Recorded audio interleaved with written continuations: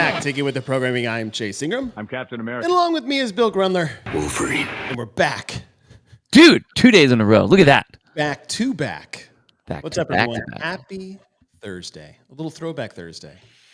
Yeah, it's been a while. On .com on Thursday. That's today. right. That's right. That's right. Speaking of throwing things back, Bill, really quick. Bubs Naturals, presenter of the show.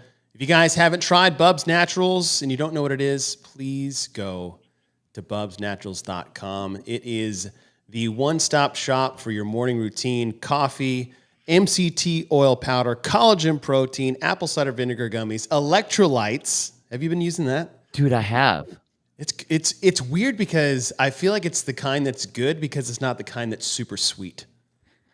Yeah, no, there's a salt kick to it for sure. I mean, you're getting your salts. You're getting the right stuff. I'll say. Yeah, totally. Well, I didn't know what it would taste like because they have flavors of it.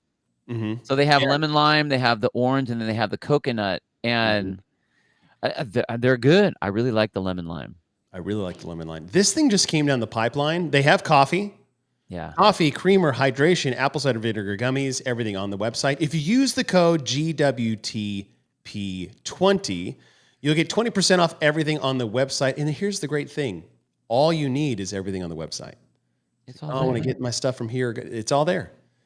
So the more you get, the more you save, and the more you give, because 10% of all proceeds are donated from Bubs to a military foundation of their choosing. So you're doing yourself a whole lot of good, and you're doing other people a whole lot of good. But I just saw this. This is brand new, and it's a instant coffee with the Halo creamer in it. We talked about this yesterday. Did we talk about it on the show? I think we were just talking about it yesterday. Okay. In general? Yeah. Starbucks has their little instant coffee, little quick brew things. If you need something, like if you're in the hotel, whatever. I know. I'm just saying. Using it as an example. Had to use one of those in a pinch. In a pinch. I had to use one of those when I was with Logan at the Northern California Classic real quick. And we were in our Airbnb and I needed creamer, dude, and they didn't have it. And I'm like, God, it would be really cool if they had something like that together. Mm-hmm. And it was like I just manifested that out into the ether because instantly you go, hey, did you see this? Yep. Like, holy shit. That would have been amazing. Good coffee, amazing creamer in one. Well, here's the great thing is that, my mornings, your mornings start earlier than mine do these days, but in my affiliate owner days, they were early mornings, and I'm not really ready to eat like a full meal or anything like that to get things started. But you put this all together. You take Bub's coffee, you grind it up, you pour it out. You just get to sit there and just enjoy there's just something about coffee making in general that I enjoy. I love it. Just the whole process, then the sound of the beans grinding. Do you do the whole bean grind? I do the beans. I do the pour over. It's a whole thing. It's a whole thing. But then you get that, and then you add this creamer to it, which is great for mental clarity, gut health. You get some good essential fats in there. It's non-dairy. And then you add collagen protein, which puts 20 plus grams of protein into your coffee. So instead of like waking up and drinking just a protein shake, you just drink coffee. It's the best. It's the best. Anyways, just wanted to throw a shout out to, look, if you want to get strong coffee, that's fine. But put the collagen protein and Bubs Naturals MCT oil powder in it.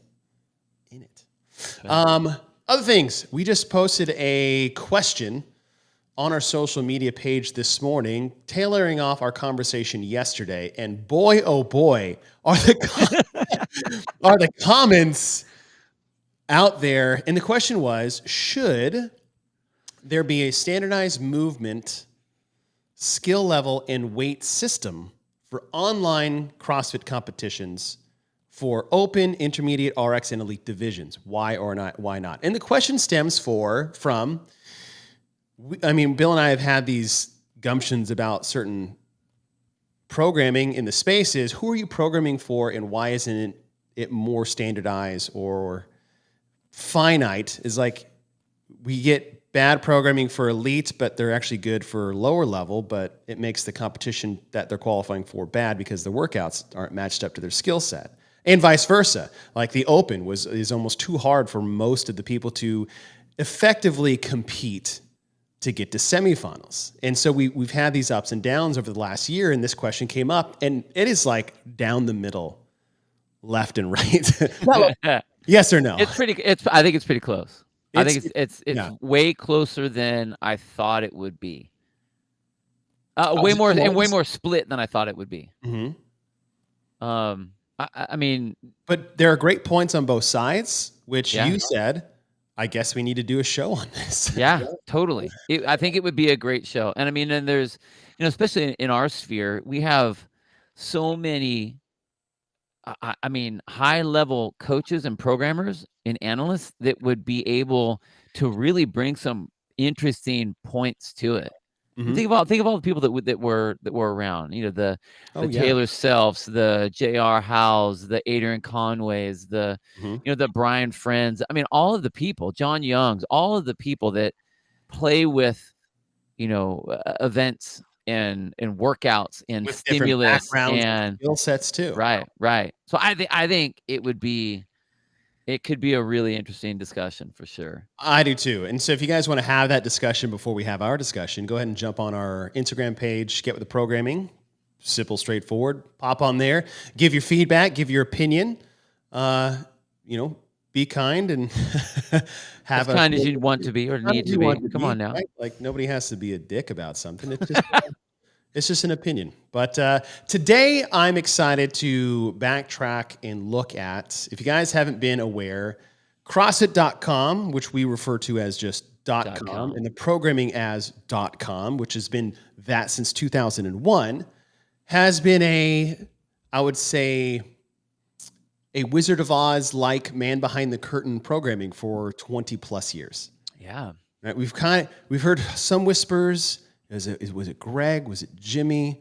Was it other people in the programming space? Some level 1 red shirts over the years? Was it Dave? Like, who's doing this .com? And it's always been the shadow game. And then a month ago, .com or CrossFit announced that they're going to bring in, quote, I don't know, I don't want to use the C word, guest. Guest. Yeah. Guest programmers every other 2 weeks for 2 weeks in a row. The first person off the table this is actually just a total coincidence I'm wearing Dave's shirt, was Dave Castro would be programming 2 weeks of .com.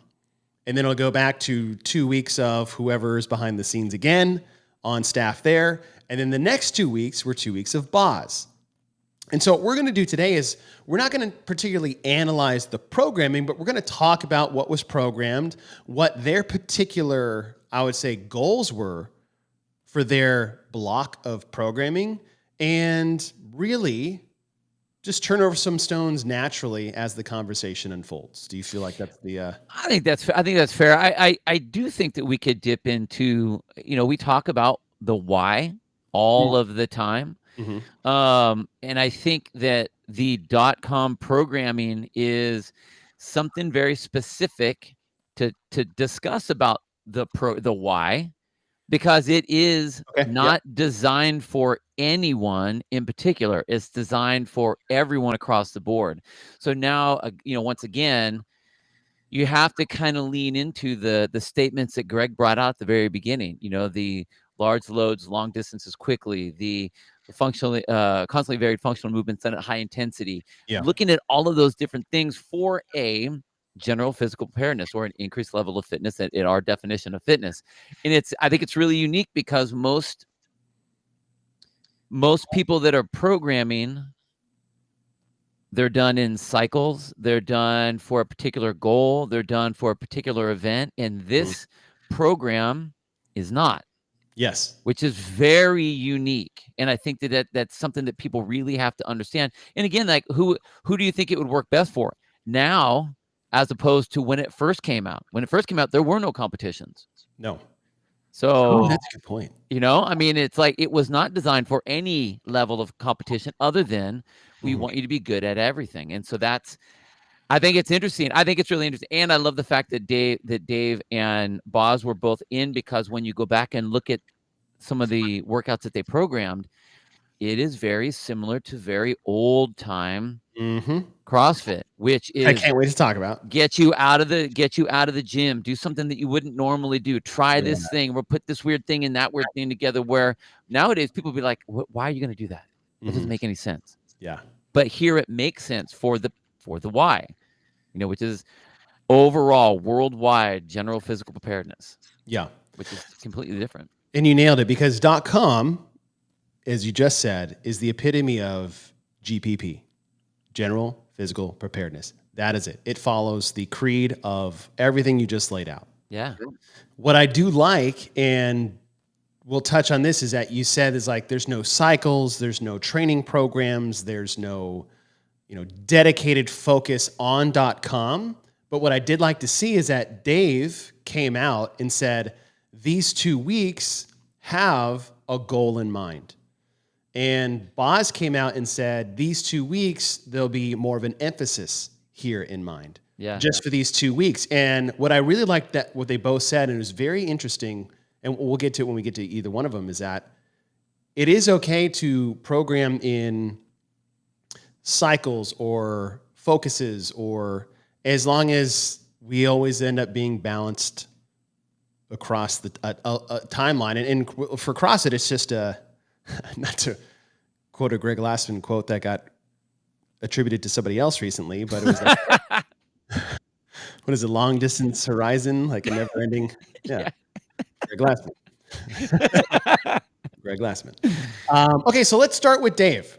Okay. So Dave came on board, and his first workout he programmed was 10 rounds for time, 200-meter run, and 3 ring muscle ups. But in his video, he said, I'm going to program this first and last in my 2-week cycle because I want to retest he called it a mini retest. Right.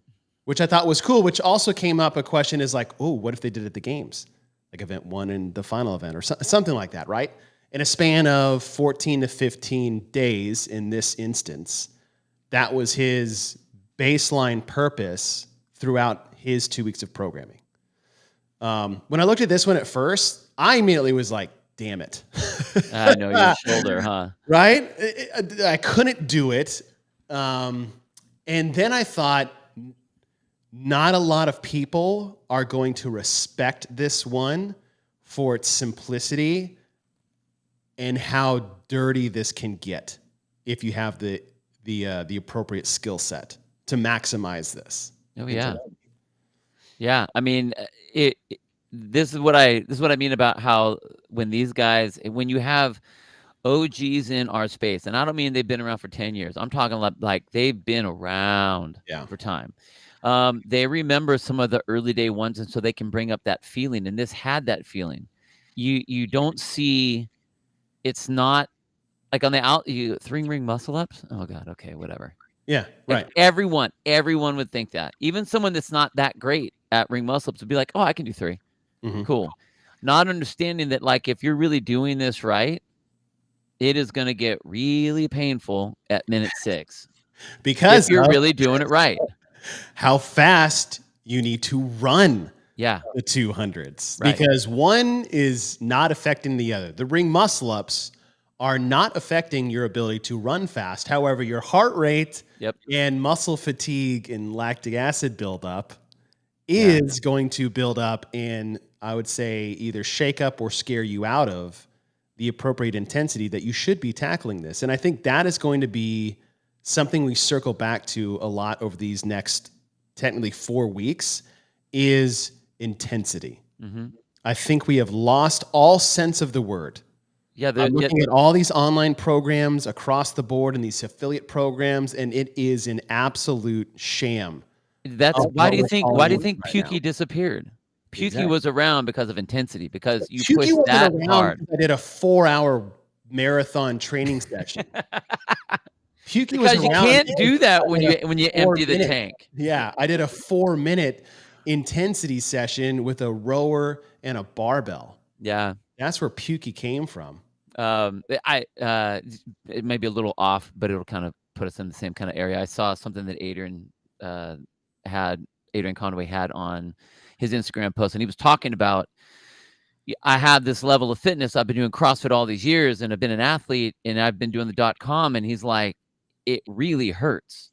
And I think we forgot how to hurt like that, because we try to game everything for efficiency. But you obviously can see that when you're competing, you want it to be the best when you're competing. But when you're training, you want the stimulus. And it's like, I think so many people have no idea what it means to run the wheels off, and to really make it painful. So here are these very simple workouts that if you do them as they're intended, you should be done when you're done. And okay, so we just wanted to set the scene as in theme really as we move forward in this. So it's a couplet, monostructural gymnastics, pulling and pressing with an emphasis on the pressing, massive intensity. And I think one of the things here too is that not to spend 30 minutes on one workout, or else this will be a 6-hour podcast. Totally. Just kind of laying the foundation is that modifying and scaling to achieve the stimulus of the design of the workout is the number one most important thing coaches and owners and programmers need to be able to articulate to their members. Because someone can look at this and be like, oh, this is going to take me 20 minutes. I was like, yes, if this were a benchmark test and you're just trying to see where you're at, which technically this kind of is, okay, we get it. But this is a sub 10-minute workout. Straight up. Now, you may be able to achieve that. You may not be able to, but I think you should always be striving to achieve something like this. Yeah. And how you do that is like, okay, maybe 3 is too many. Maybe it's 2. All right, maybe 2 is too many. Maybe it's 1. Maybe it's 3 chest to bar pull-ups or regular pull-ups or some type of ring row or banded strict pull-up, not banded kip. Right? But something to get the same stimulus out of this as the mythical creature that is who this is programmed for, which is the perfect CrossFitter who's running, 45 to 50 second 200s, which is, that's a 6-minute to 7-minute mile pace over the course of 10 rounds. So a 2K run. Right. 6 to 7 minute mile pace with unbroken ring muscle ups. That's 8 to 10 minutes. That's what we're looking at. So just wanted to set the scene there. Intensity. Can't always be programmed. It has to be done. Day 2. We have a couplet again. This is a 21-15-9 and a 9-7-5. Deadlifts at 225 and 155 and wall walks. So a little twist on Diane with wall walks. What do you think about this one? I do like this one. Well, for the general public, I like it. Yes.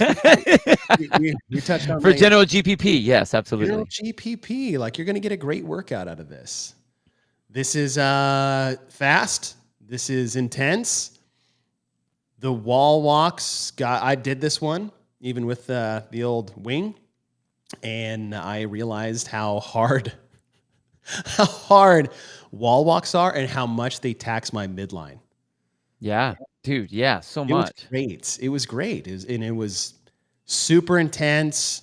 What are you thinking? Like, it was around 5 to 7 minutes for general purposes. Yeah. Right. But this could easily be looked at and be like, it took me 15 minutes. I'm like, we did it wrong. We missed the boat. We missed the boat. Not even close. Right. Not even close. My Fran is 15 minutes. Like, you didn't do Fran. No, you didn't. Yeah. You did thrusts and pull-ups. But another couplet. This time we have a weightlifting and gymnastic couplet. Day 3, we have a heavy day, hang, squat, snatch. So if you think about what we've done is that we ran, we did muscle-ups, or we did pulling gymnastics, and then we went a pressing inverted gymnastics and hinge from the floor. And now we're doing a hinge from the hang, but receiving in a squat at a 3-3-3, 2-2-2, 1-1-1 hang snatch format. I remember when I used to go up to HQ when we were doing a lot of the broadcast stuff, you would see the board as they're building their weeks out. Mm-hmm. and they would, I mean, it wasn't identical to what they would do like in the level 1 when they do the G, the W, the M, and then the Right, and then 2G move the like that. It letters was, yeah. yeah. It wasn't as exact as that, but you could see how that played into it a lot. And so I like seeing what they're showing here. And I in fact, on this one, like the hang squat, I thought it was great because they forced the squat. Mhm. It's like, okay, hang, fine. You're not going to be pulling from the ground. You're still at a hinge position, Right. but we're still going to make you squat. So not only are you having the lifting, but again, if we're looking at the general community out there, we're forcing that shoulder flexibility, mobility, and stability in that squat position. Mhm. Because it's not the hang part that's going to be really difficult. It's, are you able to get underneath it deep enough to make that snatch work? And you have a very dynamic, high-skilled barbell movement. Yeah. Which is great. All right, now here's the next one. Rest day. Dave went on his video, if you guys haven't seen it, and said we're So going glad to he did this. I know, me too. Yeah. Only because it just fits my lifestyle and what I've been doing for like the last 15 years. Right. Is traditionally, if people don't know, traditionally .com has been 3 on, 1 off forever. Mm-hmm. No time frame different than that. Not, I want to say forever, but for a majority of the times and for a long time, it's been 3 on, 1 off. It's just the routine that they have. Dave came in, is like, we're going to go 3 on, 1 off, followed by 2 on, 1 off. And for the OGs out there, he says on the rest days, we're bringing back articles in the space, outside of the space, thought-provoking material to add to basically the .com, which was very, very old school. And I know you were happy to see this back. Oh my gosh, dude, so much. I mean, one of the, they talked, CrossFitters, we not only were gritty doers, we were very gritty thinkers. So we were always kind of thinking on the fringe. And this was back when you could actually think on the fringe and you weren't like all of a sudden threw tinfoil on the top of your head or anything like that. But like, it was okay to question the stuff that was out there. So you would look at everything. You'd look at nutritional ideas. You'd look at, governmental FDA type stuff. You'd look at cancer stuff. You'd look at things that, would deal with you, but then also, world political type ideas and things that are happening out there. It's like just to know what's going on around you with some level of, I mean, not that you need to know everything, but it gives you a level of awareness. I mean, because it's funny, you listen like to Glassman talk on like Sevon's show, the things that they get into and the amount of information that guy pulls from, it's like, damn, dude, I thought you only had the nutrition thing down. Yeah. Like, you pick a subject and that guy will go off on it. And this is that idea. It's that book clubbish, Ooh, I like that. Get your head out of the get your head out of the sand, get your head out of the gym. Be physical. Don't be a dumb jock. Be physical, but be intelligent, and at least be able to analyze and discuss and debate certain things, on a level. So I was stoked that these came out. These and his books when he brought the books back out. Yeah, the books too. All right, moving on to day 4. This was a deceiving, very open-esque workout. AMRAP in 20 minutes, 5 push jerks on the left arm, push jerks, not push press. Yep. 5 push jerks on the right arm with a 50 or 35 pound dumbbell, 10 push-ups in a 15 cal row. And we went from 10, 12 minutes of mashed couplet intensity to 5 to 7 minutes to a heavy day to a rest day to a 20-minute just churn Cindy-esque 5, 10, 15, right? Yeah, totally. Cindy-esque style. Very, very basic, very open-esque workout of just go and grind.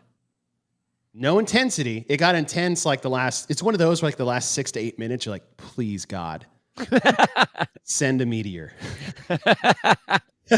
Or one of those ones when after like the first 5 minutes, you're like, oh no. Yeah. No. I'm going to get 672 rounds of this. And they start doing the math like, oh God, that's so many push-ups. Right. I say that, but I'm so bad at push-ups. That was the deal breaker. And this is like, again, this is very Cindy-esque for me. Cindy being 5 pull-ups, 10 push-ups, 15 air squats for 20 minutes.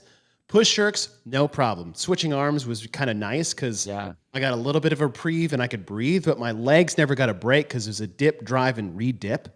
which sucked because then I had to stand up again. Push press would have been much easier. That's why it's not push press.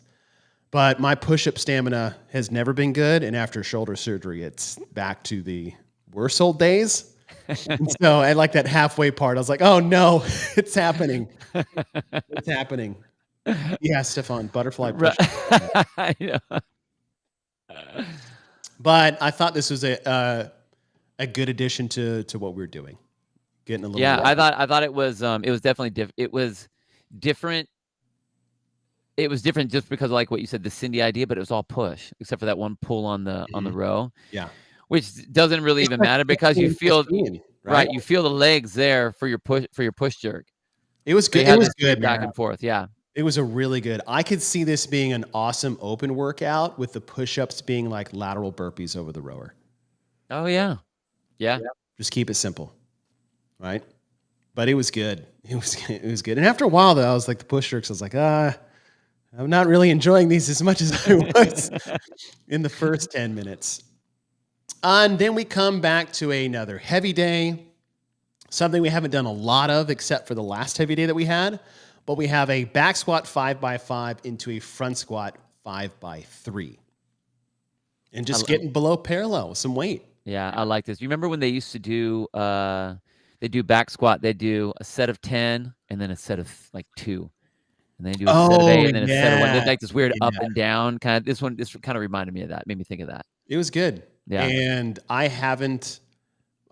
it was the first time I could really rack a bar, both back rack and front rack, just because of my shoulder. So it's the first time I have back squatted or front squatted. Heavy for me, relative. Yeah. In almost a year. Wow. And I was so sore. I couldn't believe it because usually from a heavy day like this, like you don't really get that sore because you're not really moving with that much intensity.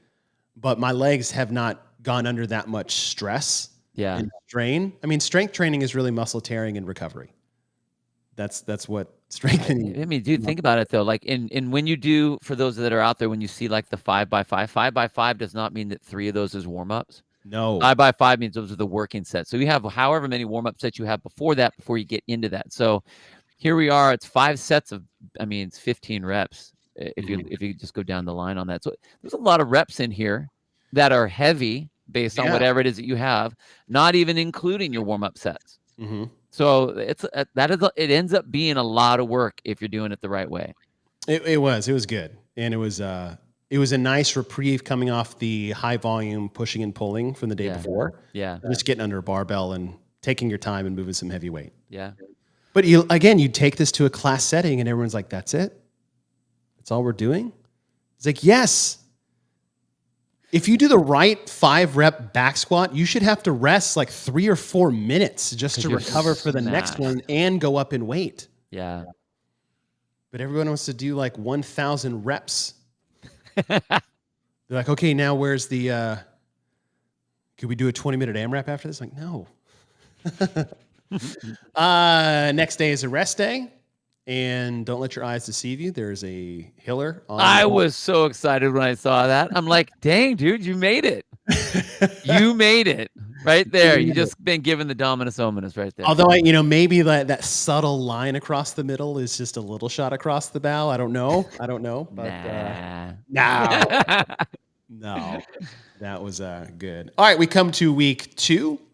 This is Monday. And you have the option, run 4 miles for time, or ruck 3 miles with a 30 or 45 pound pack. Much different stimuluses from each one. The running is where you really get that cardiorespiratory, lung burning, leg burning, just suck fest for 4 miles. And the other is just a slow, steady attrition of backpack straps and leg fatigue and midline. But I like the option there. One, because as you said earlier, is like there isn't a fine definitive path for this. This is back to the get outside roots that we really had in the beginning. Yeah, and that was one of the things. I mean, in the old days, not everybody had all the equipment. So, I remember when, not everybody had a rower back in the day. So it was like, okay, they had a whole index of, here's a modification for this if you don't have this thing or don't have that thing. So if you don't have a ruck, okay, cool, go on the run. If you've been running or can't run for whatever reason, or whatever the situation is, here's another option that kind of puts you out in the same ballpark area. It's not going to be exact, obviously, but it gives you. I think what they're looking at here is kind of the time frame. Giving you that time frame, a similarity between whatever it is that they're going to give you, and then send you outside somewhere. I liked it. I like coming off a high volume, low skill AMRAP into the heavy squat day, and then a rest day, and then a long monostructural endurance. And that goes, this kind of also goes right to our heavy back squat, fast mile kind of setup. Again, kind of hark into that. You hear those little echoes. Tuesday. This was probably my favorite one he programmed. Not to do because I'm not there, but because, oh my gosh, I got buried. But it was great. 50 GHD sit-ups. It's a chipper. 50 GHD sit-ups, 40 alternating dumbbell snatches at 50 and 35, 30 chest to bar pull-ups, 20 handstand push-ups. When it says that, it's any way. And then 10 cleans at 185 and 125. It doesn't specify the type of clean, which means you can do whatever you want. Right. I chose the option of squat clean because I felt like that was one of the missing pieces within this chipper, was a below parallel movement. So I opted for squat cleans, and they absolutely crushed me. But this was awesome.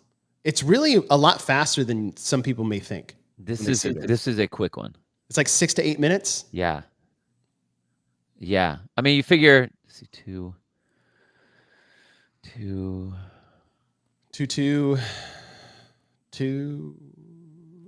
give it 2 all the way down, you're looking at 10 minutes. Yeah, and I think what we're talking like the top. Top person, top 6 to 8 minutes, right? Yeah. Without a doubt. Through it. Without and especially if you're doing like power cleans, but I would have liked to enforce a squat clean there, just for me. Yeah. Looking at it, either way, you're still doing a heavy pull from the floor. If you do a heavy pull from the floor, it kind of matches up with the dumbbell snatch a little bit. So I feel like we check that box with volume. And so getting below parallel with only 10 reps, I think fits I hear you. Completes the chipper a bit more in my mind. I hear you on that. I think when I look at the totality of the week, 100% it slows it down. Yeah, it definitely does. I think that because we had the heavy back and front squats, that we've already had some of the legs in there, I think it's just the tempo. He was wanting to keep the tempo the same. So you're right. That like a clean versus a squat clean, the tempo on those two would be totally different. Yeah. I like the clean. I like doing squat cleans. Yeah. I do like that. I think just with the speed at which everything else is going to be going, that you're right. That sits in there. But I get it. But yeah, for the speed stimulus that all these provided, knocking out power cleans there would fit that framework. I agree. This would be like if you a quarterfinal event. Yes. Right. But make it squat cleans.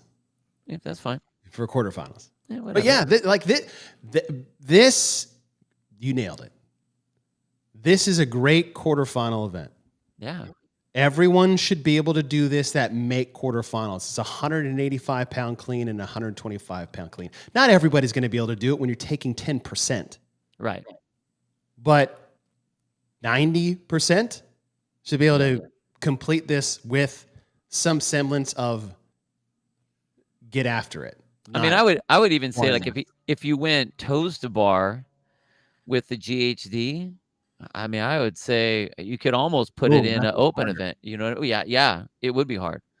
But I'm just trying to think where would that fit? I like the GHD just equipment wise because you're not going to have as many people. I can see that being thrown in there. Plus, I like the numbers for the quarterfinal. I like this is an up. It's an up from what you would get in the open. And mass the best being thrown out there will separate themselves because of the nature of the programming, right? Not just because the opportunity in the programming, I should say, not because of the programming. not I like that. 225 clean and jerks. Right. And like I thought this was my favorite one, but I'm a chipper fan, so Yeah. this is just my bias. Next one, 5 rounds for time, 20 box jumps at 24 and 20, not box jump overs, box jumps, and then 25 kettlebell swings. And I can see everyone just be like, basic, blah. And I'm like, yep.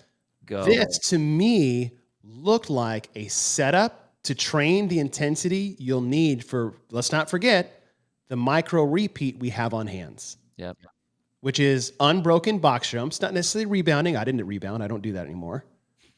But it was steady, I would say nonstop box jumps and unbroken kettlebell swings. Yeah. With no rest in between. That was the goal. Yeah. Without a doubt. And you should be able to. Like that should be something that you're definitely shooting for. Because if you're not, like this would be very easy to pace. Right. I'm gonna break up the box jumps at 10. I'm gonna break up the, I'll do one break on there so that I feel good on the last round. It's like you're missing the point of this. The object is how can you sustain? What is your capacity level? Are you able to hold that intensity level for that? Sustain that level. Yep. And that's And what it should be is there's really nothing in here that is going to break you down other than natural fatigue, which is not a reason not to go hard. Right. Or grip fatigue, which is just something you should train. And you can train it by really forcing yourself into grip failure is the only way you're going to be able to strengthen your grip. Yep. That's it. And if anybody started CrossFit days, and we all get there still, but I remember the days where I was like, it's gone. I don't know what else to do in this workout. It's gone. And it was the growing pains. But this, to me, was a setup for feeling the intensity or getting used to the intensity you'll need to have a better second go at the first workout. Yeah, it's I mean, take all of the movements away. It's just the ability, just hold on. Yeah. You cannot stop. Yeah. You have to hold on. I really liked it. And it's so basic. But it helps. I think it really helped people figure out what intensity was. Rest day book read, the chrysanthemums. Chrysanthemum. Oh, I hate this word. I can never say it. You say it. Chrysanthemums. Oh, I did it. Okay. Chrysanthemums. There we go. Yeah. Book. Add that to the book club. Yeah. All right. Next. 5 rounds for time. This is Friday.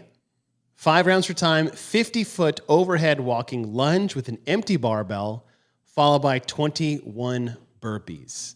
Again, we have another couplet. It's a gymnastic and weightlifting, so it's back-to-back, and we've had 3 of these so far. And this is, I would say, a nod to a very old school. Do you remember this workout? The Death March? Oh, dang. Yeah.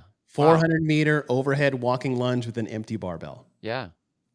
You basically go to a track with an empty barbell and you overhead lunge 400 meters. And it was an empty barbell. People wanted to spice it up by adding weight, but you really didn't need to. It's kind of one of those things. It's like, I had a weight vest for Cindy because I'm hardcore. I'm like, no, you're just a pussy. You just slowed down. You're just a coward. So you had this, but you had the interference with the midline and the overhead stability, and then the burpees helped neither one of those. Right. And none of this was too hard to do. None of this was difficult. It was all, how hard are you willing to push? You won't fail. You don't fail in a burpee. Nope. Just fall down. Get back up again. I'm going to pass out. There's half your burpee. Done. Yep. Keep going. Keep going. Again, the last time frame, what do you say? 8 to 10 minutes. This one's similar. 50-foot. I mean, down and back, 25, 25. Yeah, that's not going to take very much. That's not and pushing the burpees. I mean, pushing the burpees for 21 reps each time is pushing a minute and change, but you're getting that change back on the lunge. So those that are flying and trying, 8 to 10 minutes, I think, for the last 2 that we had. Yeah. Right. Stefan, don't you dare cheap empty barbell because you'll want to throw it on the ground. Don't ever do that. Dare. You'll never be at my gym again. Ever. And then we have, this is actually another great one. 5 rounds of Cindy for time. Then once you are done, you have 5 minutes to establish a heavy deadlift. And then once that 5-minute window is up, you go back to 5 rounds of Cindy for time. So 5 rounds of Cindy, however long it takes you. If you're done in 3 minutes, your clock starts. You have until the 8-minute mark to hit a heavy 1-rep deadlift. And then at the 8-minute mark, you go back to your 5 rounds of Cindy.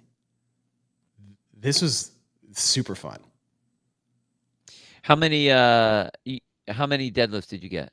I got 4, 5, 4? About 5. Okay. Because I had weight on the bar waiting for me. Yeah. I think I had like 225 on the bar. So I could just come off because I didn't fully send the first round of Cindy. Right? I didn't go slow, but I wasn't like racing my air squats. Pull-ups, and I had to do these strict. So that took away from my time. But like it was come off the pull-up bar, right into my push-ups, do those as fast as I can, unbroken, as well as I could. Hop up and then just do 15 squats without slowing down, but not necessarily going terribly fast, focusing on depth and extension at the top. Because I mean, like, what am I training for right now? Good quality movement and getting back in shape. On the second half, that's when I started to try to push the only place where I really could, and that was the back squats. But my push-up started to fail. Oh, really? So I really had to start pushing the air squats, which I didn't want to have to do. You can't really make up too much time in 15 air squats without doing bad range of motion. But yeah, it was good, man. I mean, I don't like it because deadlifts end up, I have back problems. So deadlifts are rough for my body in general. I'm also not great at them, but it was fun to pull some weight off the floor in that format. This is very old school. I mean, never back in the day would you see any sort of percentages or anything like that. It was just grab something heavy. So this to me is a very old school version of something that would be on .com, something like this. And it seemed almost like when I look at this now, my probably automatic would be not to establish a 1-rep max in the middle. It would be, okay, now you have to hit 50 reps at whatever, something, whatever. It would be another element. Not the Cindy element, but it would be something else rather than here's 5 minutes where you get to slow everything down, you get to do whatever. But back then they didn't think that way. We're always thinking, what's the stimulus that we're trying to get? Where are we going here? Where are we going there? And like on this particular one, you have, for the most part, you have speed in the beginning. Everyone can do the 5 rounds of Cindy and you'll get out there. Now your heart rate's up. Now you got to pull something heavy. And if you're pulling truly heavy, okay, that's going to blow out your midline. Now it's like, now you have fatigue, a little bit of reprieve with the cardio rest, but now you've, zapped your central nervous system a touch. Yes. Now can you go all out? Because now it's light at the end of the tunnel. Now you're not waiting for anything at the end. So now it's like, all right, now get after it and see what you can do. So I think that last, all of the other stuff goes right to that last round. All right, let's see what you can do the 5 rounds now. Yeah. So I like that. And it's very old school.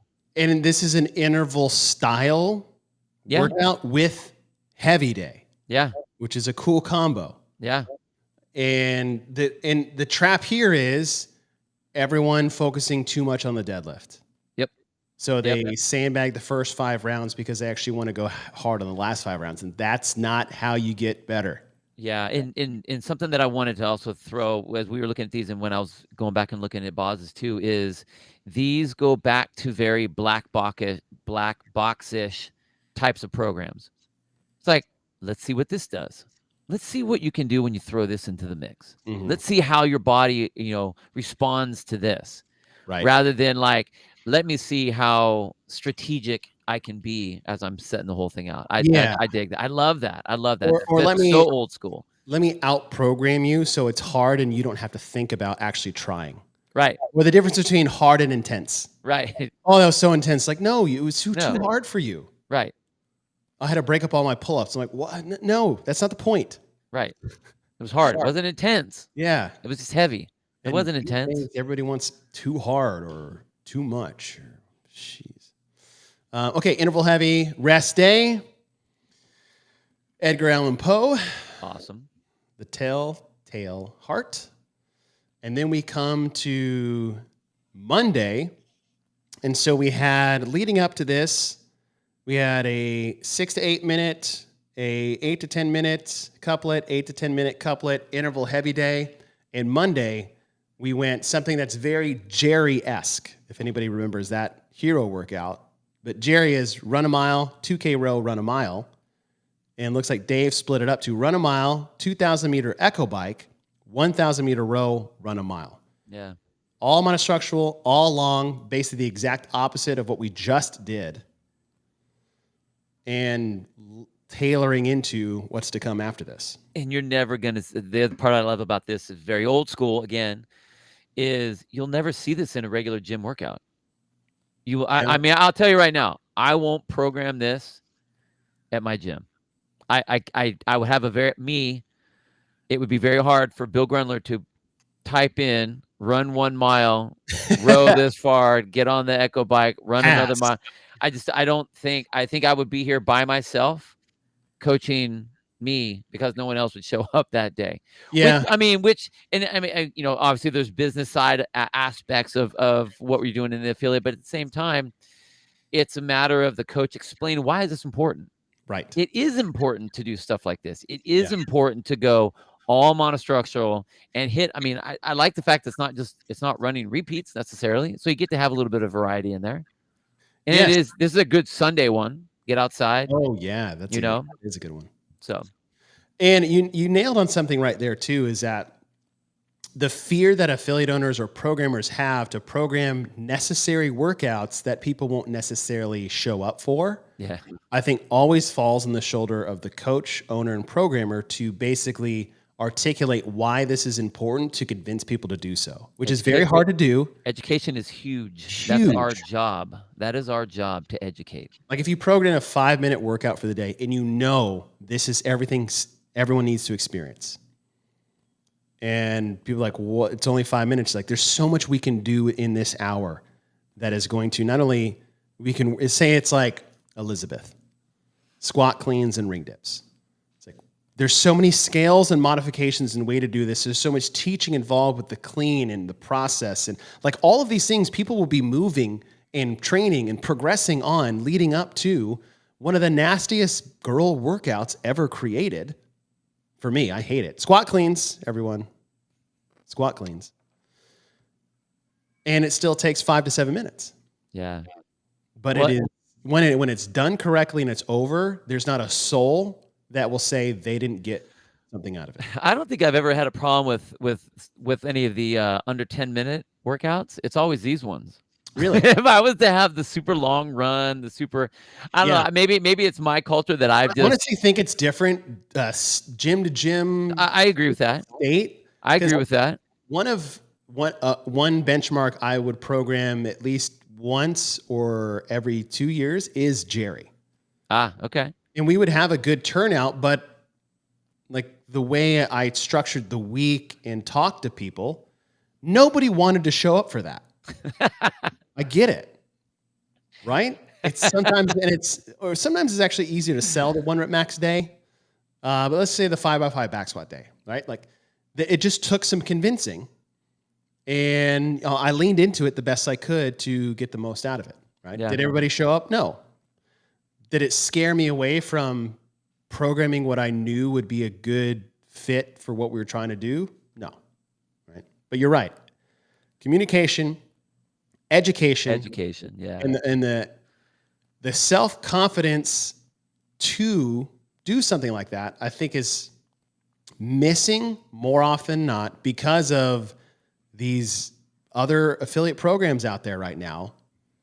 It's just like more is better, and we know that it's not the case, and that it drives that fear. Yeah, I really of attendance. We're not a we're the expert.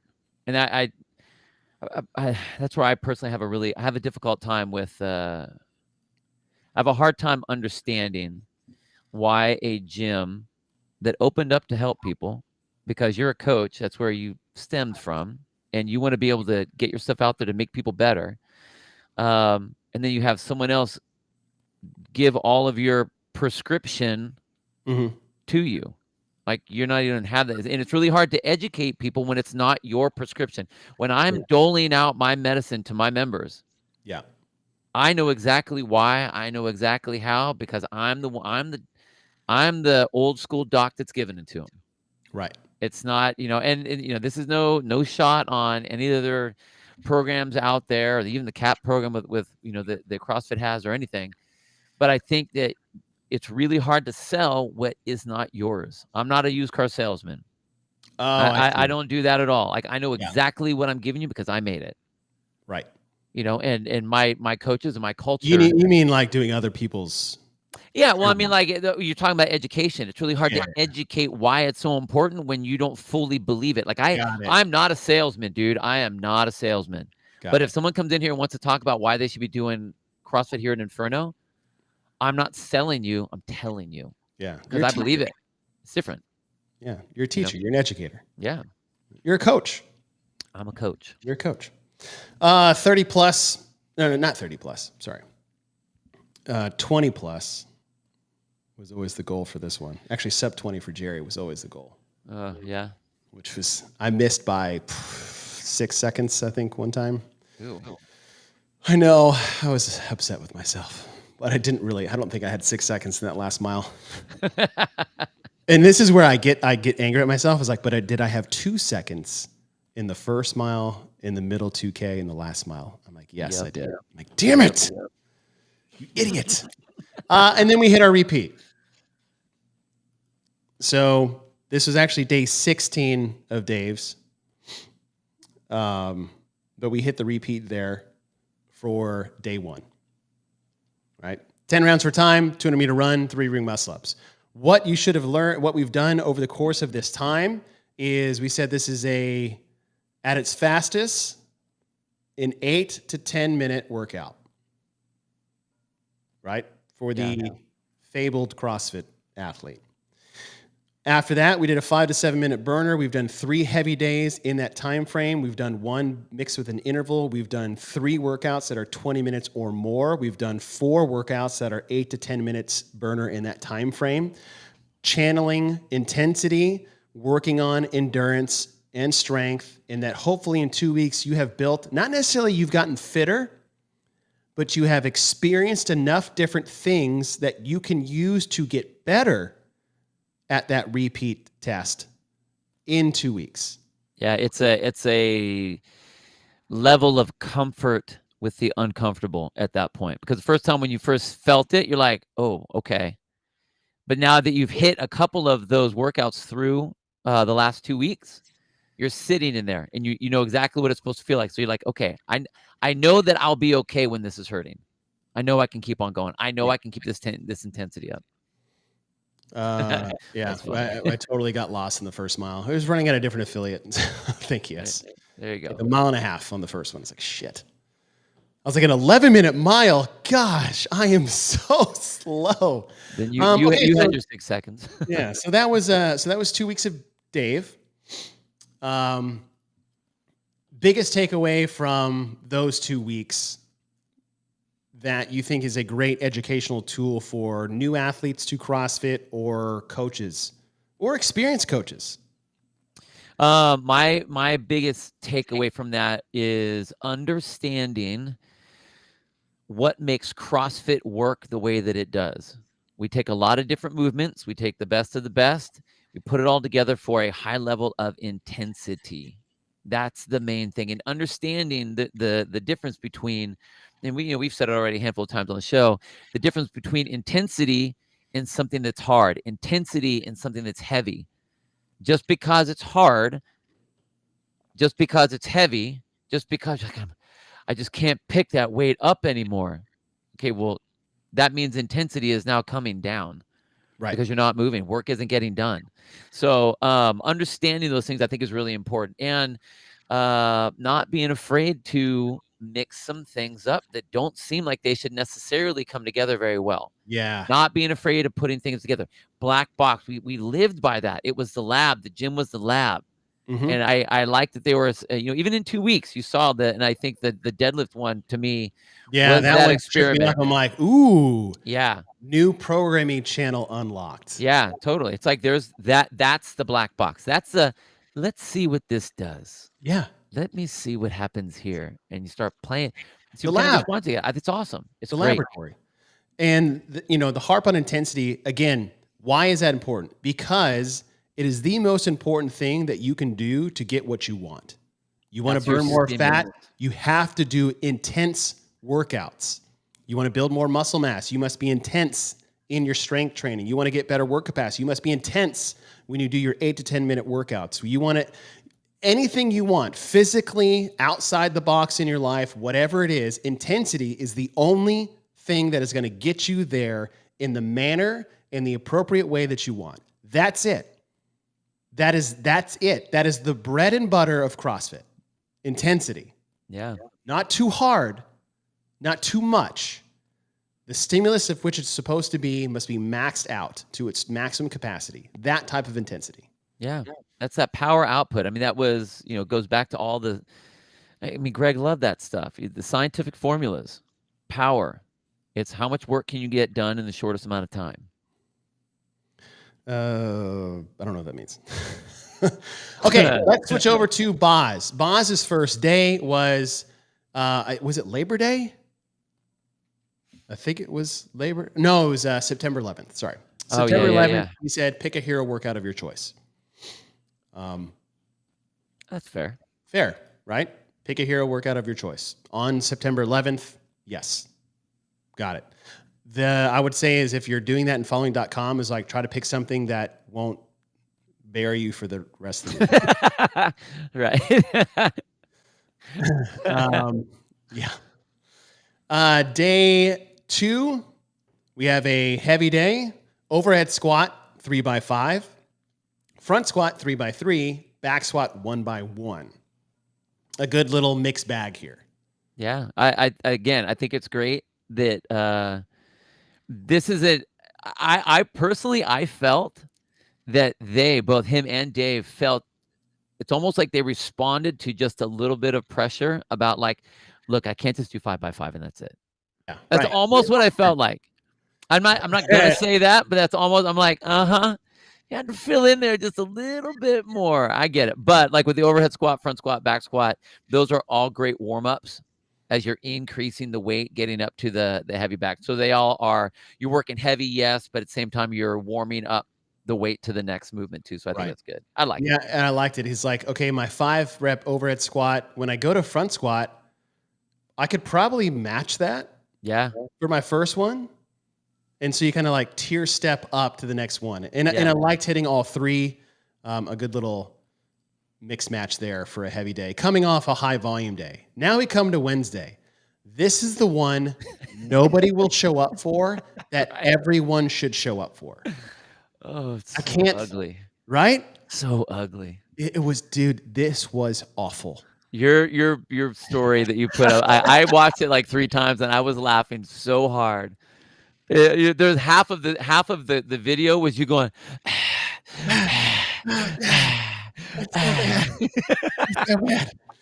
This was awful, and you could make this worthless.